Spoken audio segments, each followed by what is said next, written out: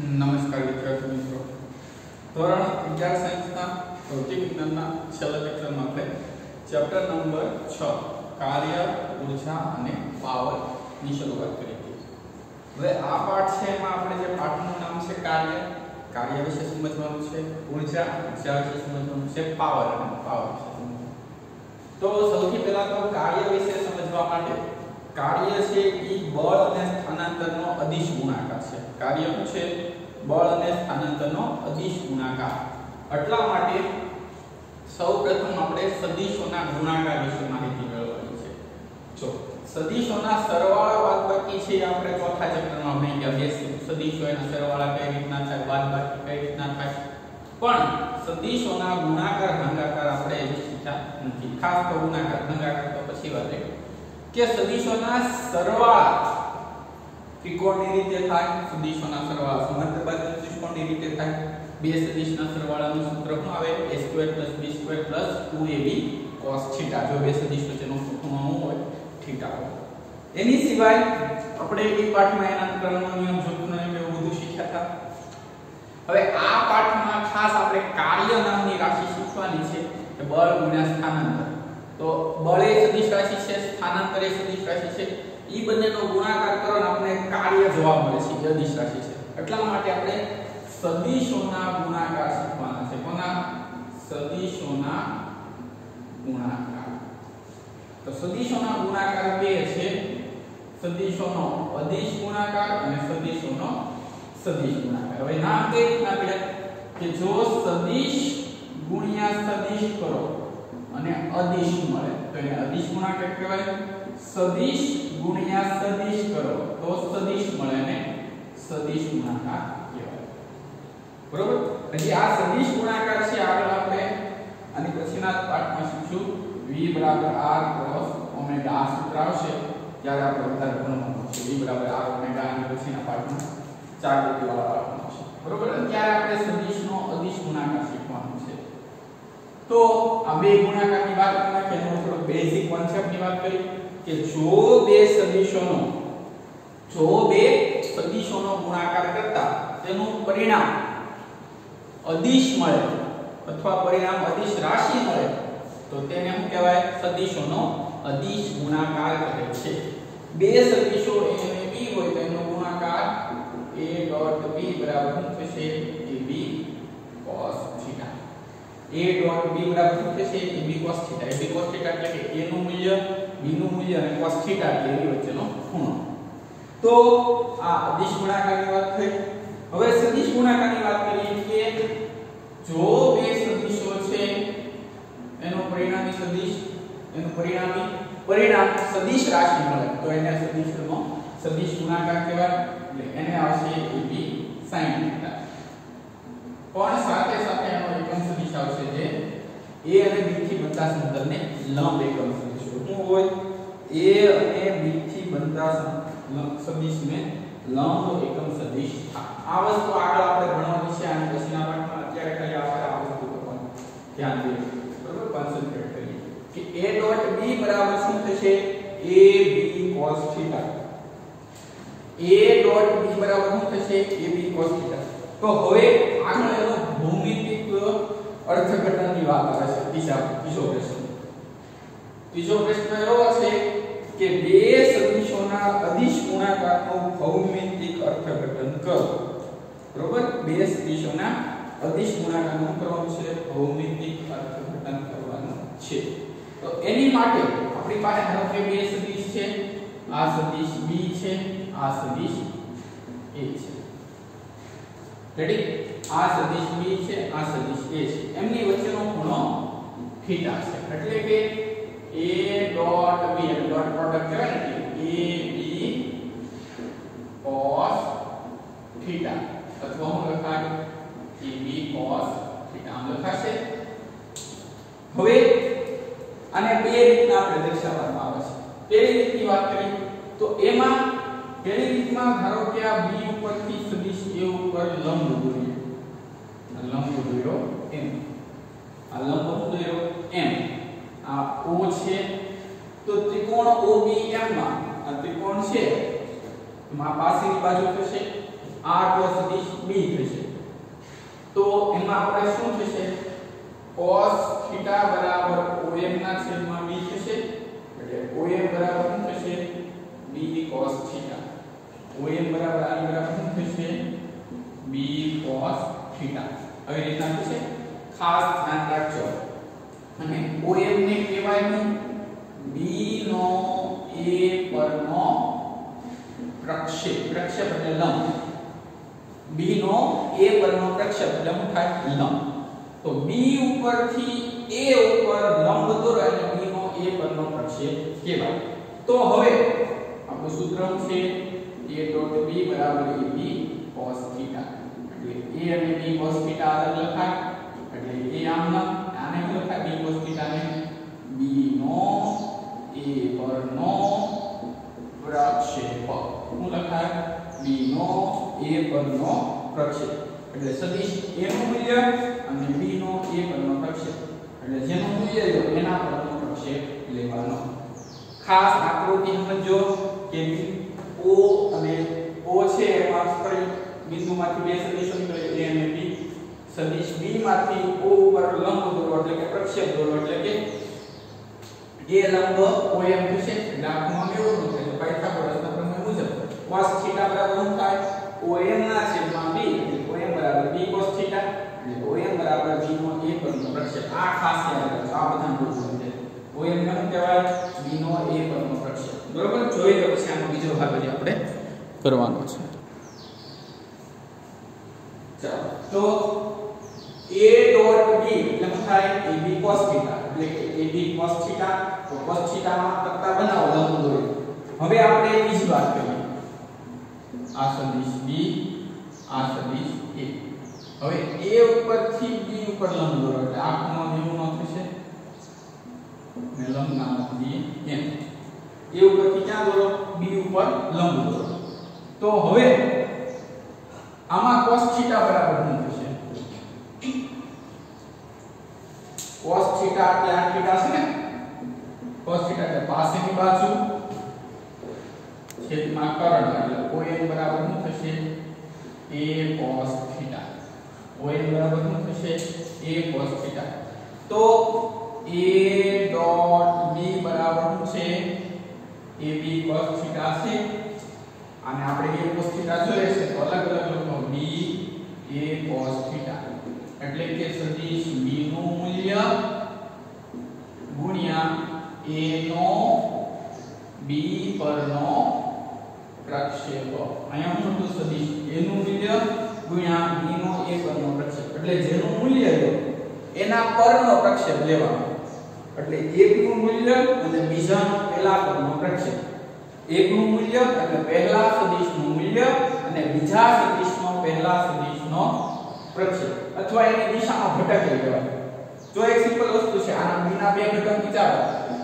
તો આ b sin θ થશે સોરી આ b cos θ થશે આમ થશે b sin θ થશે એટલે a નો b દિશાનો ઘટક એ થાય એવી રીતના a ના અહીંયા બે ઘટક વિચારો તો બે ઘટક આમ થશે અહીંયા a cos θ અહીંયા a sin θ આ લંબ થાય તો b no a no b ની દિશાનો ઘટક થાય એટલે જો કાં તો b નો a પરનો પ્રક્ષેપ કહેવાય અથવા b નો a ની દિશાનો ઘટક b નો a પરનો પ્રક્ષેપ અથવા b નો a ની દિશાનો ઘટક પણ કહી શકાય બે વસ્તુ સમાન થાય તો આટલી વસ્તુ ખાસ ફરીથી સમજાઈ ગઈ શું કરવાનું છે ચાલો તો પછી એક વાર પછી લખી કહેવા માંગે છે કે a ડોટ b બરાબર b cos θ છે તો cos θ બરાબર લંબ દોરો b ઉપરથી a ઉપર લંબ દોરો cos θ બરાબર om ના છેદમાં b થાય તો om બરાબર શું થશે b cos θ તો om બરાબર b નો a પરનો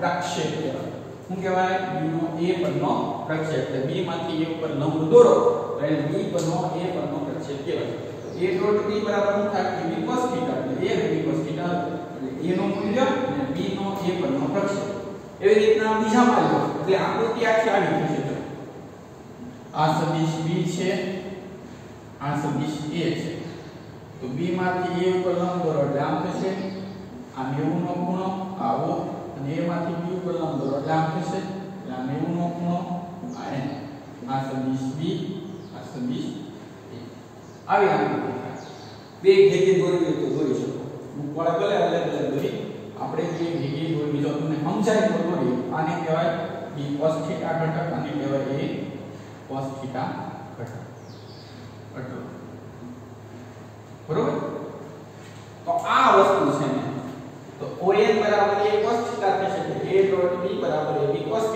એટલે b a cos θ કારણ કે આમાં a cos θ જોઈએ છે એટલે કે b નું મૂલ્ય અને a નો b પરનો પ્રક્ષેપ એટલે જો 1 નું મૂલ્ય હોય તો 2 નો 1 પરનો પ્રક્ષેપ આ યાદ રાખવાનું અને 2 નું મૂલ્ય હોય તો 1 નો 2 પરનો પ્રક્ષેપ એટલે જેનું મૂલ્ય હોય એના પરનો પ્રક્ષેપ લેવાનો શું લેવાનું જેનું મૂલ્ય હોય એના પરનો પ્રક્ષેપ આપણે લેવાનો છે ખાસ યાદ રાખજો એટલે આ અદિશ ગુણાકારનું ભૌમિતિક અર્થઘટન છે અદિશ એટલે શું થાય સીધો સરવાળો થાય આપણી ભાષામાં સીધો ગુણાકાર બરોબર એટલે બે ઘટકો એક જ દિશામાં હોય તો તેનો સીધો ગુણાકાર થશે સિમ્પલ ભાષામાં તમને કહું તો જો 2i 3i હોય તો ડાયરેક્ટ 6 થઈ જશે કારણ કે બે એક દિશામાં છે જો 2i 6 જે હોય તો એનો ગુણાકાર થશે નહીં કારણ કે તો લંબથી છે એટલા માટે તો એક અદિશ આને શું કેમ કહેવાય આ માટે કારણ કે બે ની વચ્ચેનો ખૂણો 0 હોય ખૂણો 0 એટલે બેનો સિમ્પલ ગુણાકાર કરીએ એટલા માટે અદિશ ગુણાકાર કહેવાય કેવો ગુણાકાર કહેવાય અદિશ આ સમજવા માટે છે ખાલી પાછું એવું બધું પરીક્ષામાં લખવા નથી ખાલી સમજવા માટે છે કે આને અદિશ ગુણાકાર શા માટે કહેવાય આપણી ભાષામાં કે અદિશ ગુણાકાર શું કામ કહેવાય કારણ કે બંનેના ઘટકો a અને b નો ગુણાકાર કરો તો a તમે લો તો b ને પાછો a ની દિશામાં લેવાનો એટલે બેનો જવાબ સરખો આવશે સિમ્પલ ગુણાકાર કરી નાખો એટલે આપણો જવાબ એટલા માટે શું કહેવાય અદિશ ગુણાકાર એની પછી એવું છે કે ક્રમના નિયમનું પાલન કરે છે એવું દર્શાવવાનું છે તો ધારો કે a અને b વચ્ચેનો કોણ થીટા છે a અને b વચ્ચેનો કોણ અથવા ખૂણો કેટલો છે થીટા છે તો એનો અદિશ ગુણાકાર a ડોટ b બરાબર લખાશે ab cos θ a dot b બરાબર લખાય ab cos θ એનો ઊંધું કરીએ કે 2 ગુણ્યા 3 હોય તો 3 ગુણ્યા 2 લખી દઈએ કે એટલે ba cos θ તો ba cos θ નો લખાય b ડોટ a લખાય આન a ડોટ b બરાબર b ડોટ a એટલે કે ઈ ક્રમના નિયમનું પાલન કરે છે સિમ્પલ છે શું કરે છે ક્રમના નિયમનું પાલન કરે છે જોઈ લો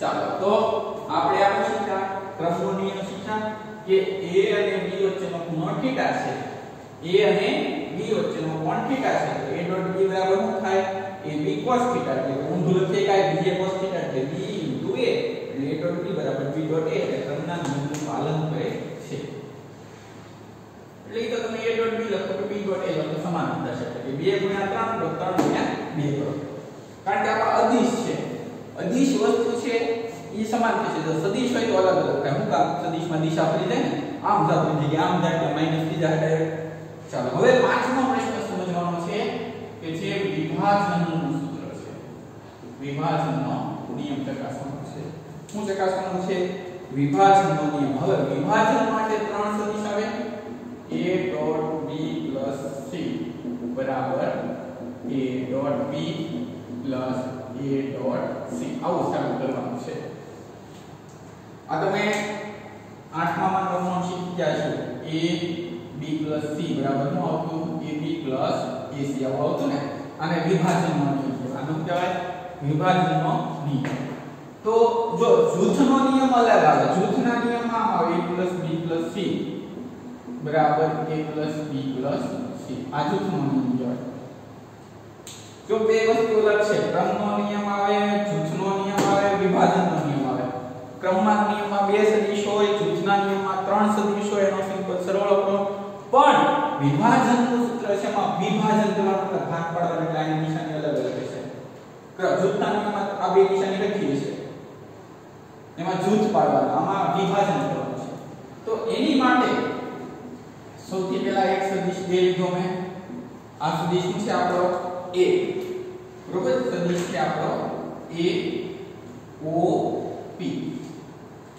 બરોબર હવે અહીંથી એક સદિશ દોર્યો B આ સદિશ B છે O Q આ સદિશ શું છે B છે O Q ત્યાંથી બીજો સદિશ દોર્યો A A B C B છે A એટલે ત્રણ સદિશ લીધેલા છે કેટલા સદિશ લીધેલા છે ત્રણ સદિશ લીધેલા છે સદિશ A સદિશ B સદિશ C આવું હું કામ કર્યું કારણ કે આપણે B C જોવે છે ને હું જોવે છે B C એટલે આ પરિણામી સદિશ થશે એનો B C રેડી આ એનો થશે પરિણામી સદિશ B C એટલું તો ખબર પડવી જોઈએ તમને હવે સદિશ A સદિશ B સદિશ C આ એનો B C હવે સદિશ B C ઉપરથી દોરેલો લંબ અને ક્યાં છેદે છે ધારો કે n માં છેદે છે A ઉપર O B C માંથી દોરેલો પ્રક્ષેપ n માં છેદે છે અને આમાંથી દોરેલો પ્રક્ષેપ ક્યાં છેદે છે m માં છેદે છે ક્યાં છેદે છે m માં છેદે છે તો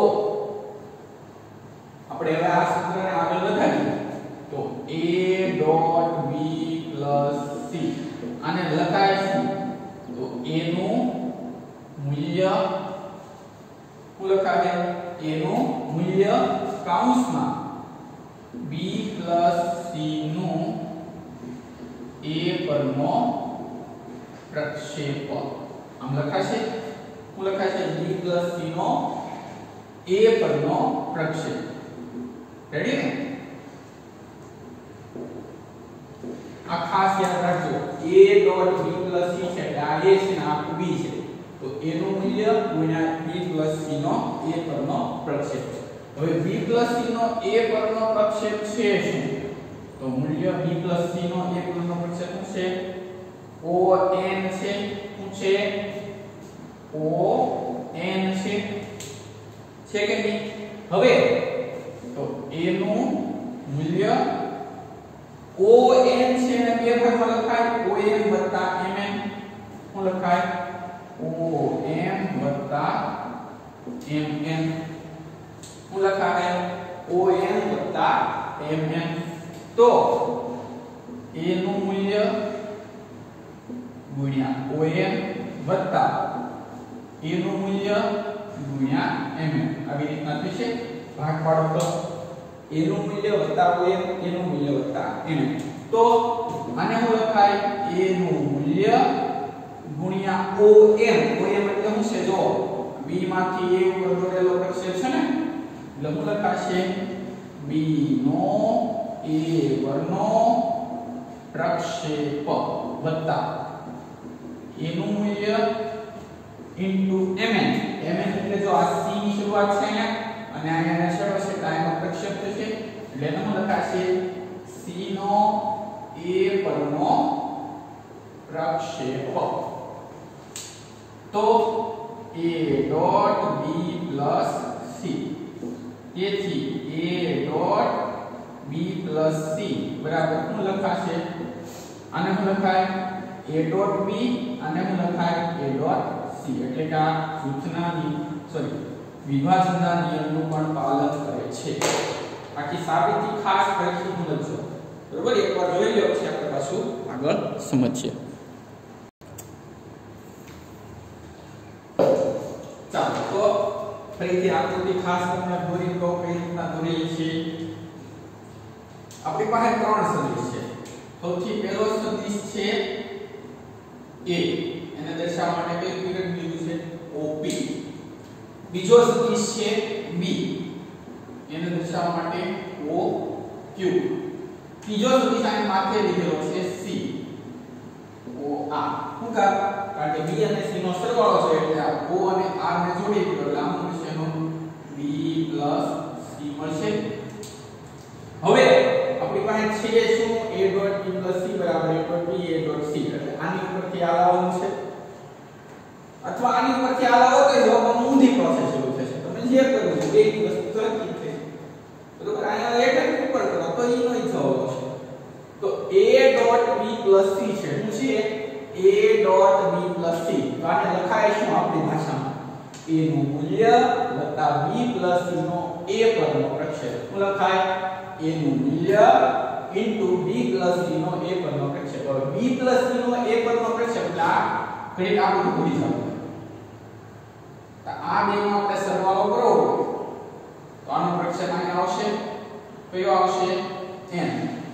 એટલે આનું આવશે a નું મૂલ્ય અને ON. હવે આગળ વાત કરીએ તો ON છે યા બેનો સરવાળો લખાય OM વત્તા ON. બરોબર? એટલે આનું લખાય OM વત્તા MM. OM વત્તા MM. પણ OM છે તો B નો a પરનો પ્રક્ષેપ છે, MM છે C નો a પરનો પ્રક્ષેપ છે. એટલે જો કર્યું a નું મૂલ્ય ON લખાય એટલે આ ON એટલે કે ON ના બે ભાગ છે OM plus MM. એટલે a નું મૂલ્ય OM plus ON લખાશે. છૂટું પાડી દો a નું મૂલ્ય OM, a નું મૂલ્ય MM. એટલે a નું મૂલ્ય OM ને શું કહેવાય? B નો a પરનો પ્રક્ષેપ અને MM ને શું કહેવાય? C નો a પરનો પ્રક્ષેપ. શું કહેવાય? C નો a પરનો પ્રક્ષેપ. એને એક બિંદુ વધારાનું દર્શાવેલું છે. તમને દર્શાવી દો અહીંયા કે બિંદુ દર્શાવે. આ પ્રક્ષેપ અને આ પ્રક્ષેપ જે આપણે છે ને MM આ પ્રક્ષેપ છે પણ એનું મૂલ્ય આ બે મોટું થશે. એટલા માટે શું થશે? C નો a પરનો પ્રક્ષેપ. તો એની ઉપરથી a dot b plus c બરાબર શું લખાય? આની ઉપરથી શું લખાય? a ડોટ b આનું છે a ડોટ b આનું છે a ડોટ c. એટલે કે આ સૂચના વિભાજનના નિયમનું પાલન કરે છે. તો આજે આપણે પ્રશ્ન 3 4 5 શીખ્યા. કાલે આવે છઠ્ઠા પ્રશ્નથી શરૂઆત કરીશું. તો ખાસ અદિશ ગુણાકાર છે, નવો ટોપિક છે. ધ્યાન રાખજો, આંકડાનો ઉપયોગ બહુ આવશે. બહુ એટલે બહુ આનો ઉપયોગ આવે છે. એટલે ખાસ મિત્રો ધ્યાન રાખજો આ ટોપિકમાં. અદિશ ગુણાકાર a ડોટ b બરાબર ab cos θ. a નું મૂલ્ય b નો a પરનો પ્રક્ષેપ અથવા b નું મૂલ્ય a નો b પરનો પ્રક્ષેપ ક્રમના નિયમનું પાલન કરે છે, વિભાજનના નિયમનું પાલન કરે છે. બરોબર? તો આજે આપણે આટલું રાખીએ. કાલે આગળ આની શીખશું.